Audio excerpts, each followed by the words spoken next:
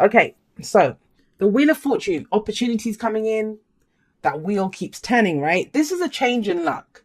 Now, people see it as a good luck card. And, it can be. Of course it can be. But if you've been going through a tough time, it's, if the good times don't last, the bad times don't either. Sometimes this can be situations that come back round again. I mean, both of these cards can talk about second chances. It doesn't have to be a second chance with that exact person or that exact same situation. But we revisit something karmically, right? That we're given the same kind of challenges or the same kind of situation, but it's an opportunity to do things differently. That's what the Wheel of Fortune says. It shows you that you're different when that situation comes back round again. But this is opportunities, beautiful opportunities usually, but an opportunity doesn't mean anything unless we take advantage of it or do something with it, right? I'm getting the sense, I'm just going to say this. You might have tried to go for something before or offer something to someone before, right? And they didn't accept it, or you didn't accept it. Like someone didn't accept. And there might have been regret over this and you kind of thought you'd moved on from it, but now you're ready to commit to it. And I feel like that's what's coming back up. I don't know who that's for. That's what I'm seeing out of this main energy. We have the Four of Cups here, but is someone even seeing it? We have the Four of Cups. That's at the heart of the reading. This is very stuck energy.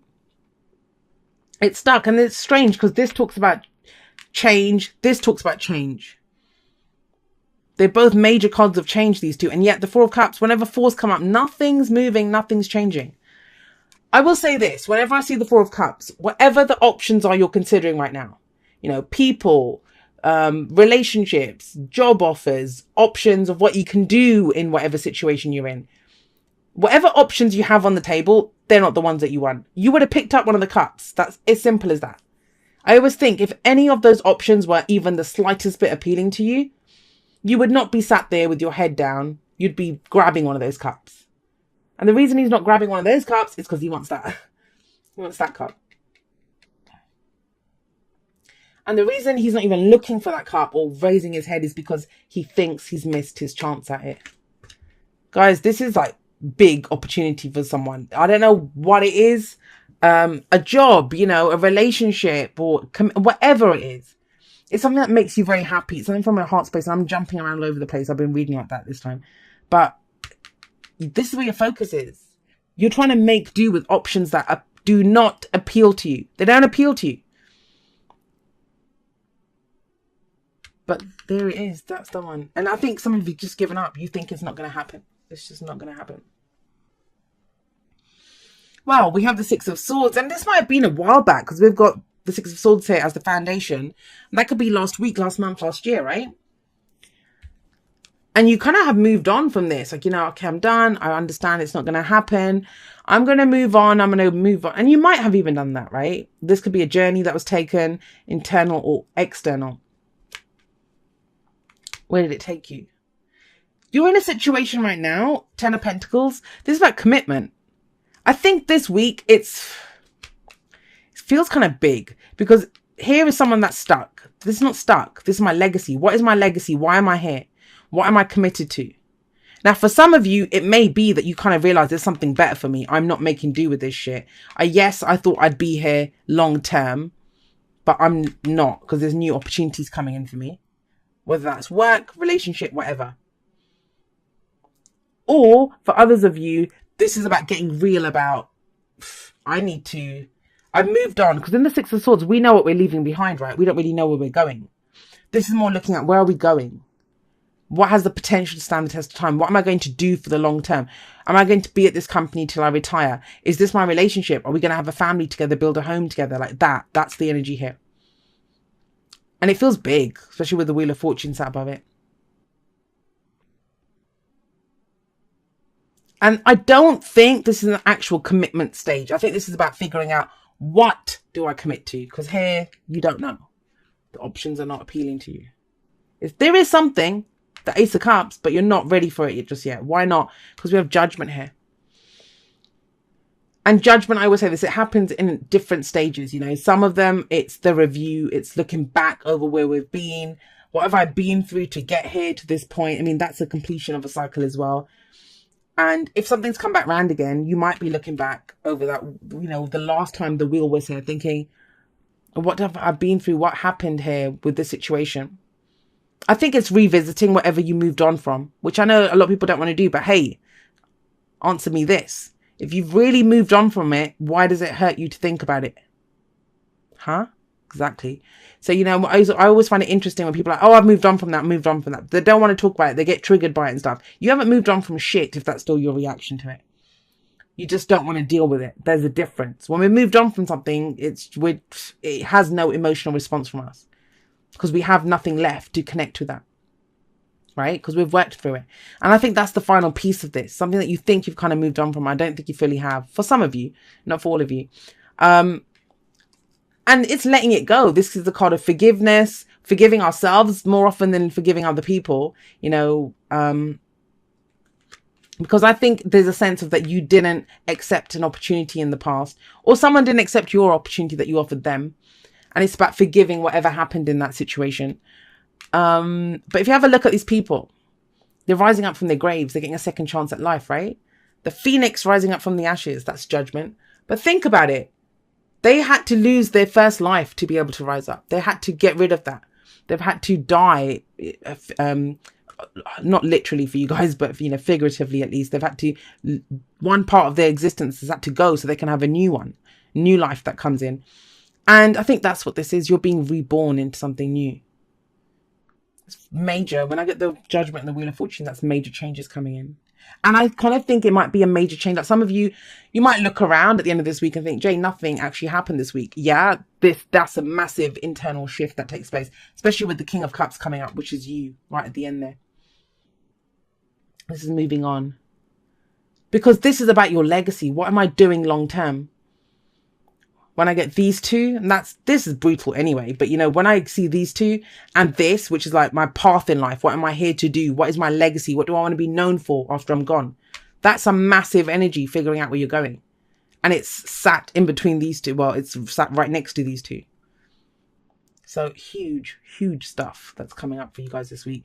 But the advice is to tap into your heart space, right? Your heart space. He's the healer, you know, he's the ideal lover. I always see him as, you know, caring, loving, nurturing. He's the one that's he's romantic. He knows how he feels. He doesn't always say how he feels though. He doesn't always say how he feels. But if you want to be able to move on, which is what judgment shows, and the advice is how we get to the future. If you want to be able to move on, if you want to face your future without fear and step into this brand new future, seeing that new cup, that's the Ace of Cup that gets shown to you, really moving on, not just logically, like you understand why you've moved on, but emotionally you haven't. To do all of that, it's asking you to tap into your emotional side. You know, he always has this cup there. Are you saying how you feel? He can represent a healer as well. You know, someone that we go to, a spiritual advisor, a therapist even, someone that we go to. But I feel like this is you fully, that's mentally having moved on, right? Swords, this is emotionally having fully moved on. Then you can be reborn into this. You know, it feels like a big week for you guys, but you know, someone could watch you guys, Scorpio, and they might not see anything because I feel this is tremendous internal shift that takes place. And yeah, for some of you, it's always possible because the King of Cups does come out, but it depends on how much you want to say, how much you want to reveal. Right, let's get you some oracle cards and see how we can expand on these energies. True love. This love is a once in a lifetime love. Now, whenever I say this, someone will always get arsy with me in comments, but I don't care. It's my truth.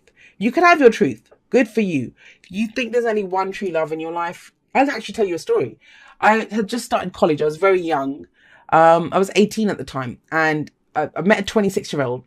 She was 26 and she was like, had come back to college or something late. And obviously when you're 18, you think a 26-year-old's like ancient.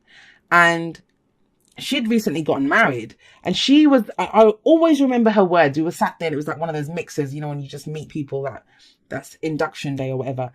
And she told me a story of how her fiance died 2 weeks before the marriage.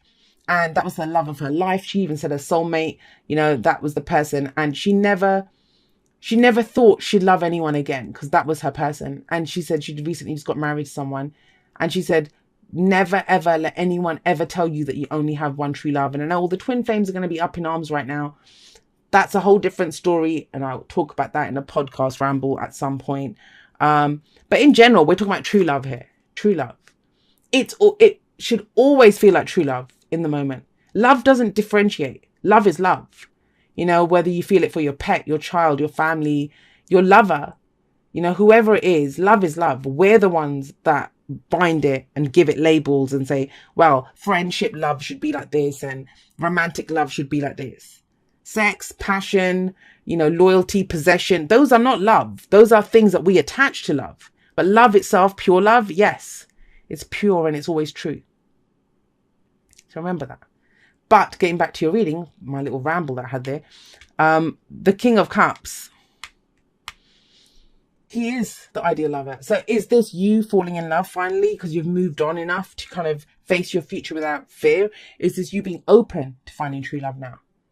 Because you've gotten over whatever it was before. Something that I think you thought you were going to be in for a while and you ended up not being. Some of you, this could be you committing. And then the rebirth is you as a couple, right? That you're being reborn as someone. And it's, oh, yeah, look, we have poised coming up.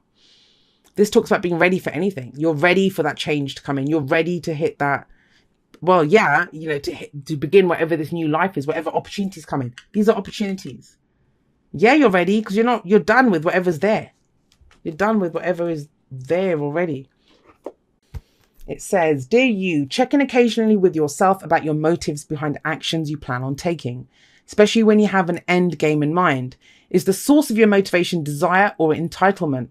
Maybe you're drawn to a certain path because you think it will bring you a feeling related to the outcome you seek, like safety or wholeness. Know that you will see a reflection in the outer world of the motive that drives you forward. Do you need a motive? Can you simply be pulled in the direction your soul calls you toward joy, discovery, growth, or adventure, participating in something compelling and meaningful without trying to define it? If you can step forward, surrender to whatever spirit has in store for you, you will be amazed at how things turn out. Check your motives, then hand them over to spirit. Everybody here wants the best for you. Life loves you more than you know. And, you know, he is pretty pure and he knows how he feels. That's the main thing. He knows how he feels. For some of you, it's going to be admitting that, you know, whatever situation you're in, that you don't want it. It doesn't appeal to you. You're feeling stuck. You want that. And you deserve that, right? You're ready for something new. That's the whole thing here. There's no fear. There's no apprehension. You're ready for this new life, judgment, to be reborn, to be you. And it's kind of strange because Virgo got the King of Pentacles. They're coming back into their own energy. You're coming back into your own energy. And I kind of get that. There's almost like a rebirth that's been happening. And sometimes that rebirth has to happen by revealing what's not working. So we can just say, no, I don't want that. I want something more. My life here means something else. And yes, I will take those new opportunities and be reborn as the person that I truly am.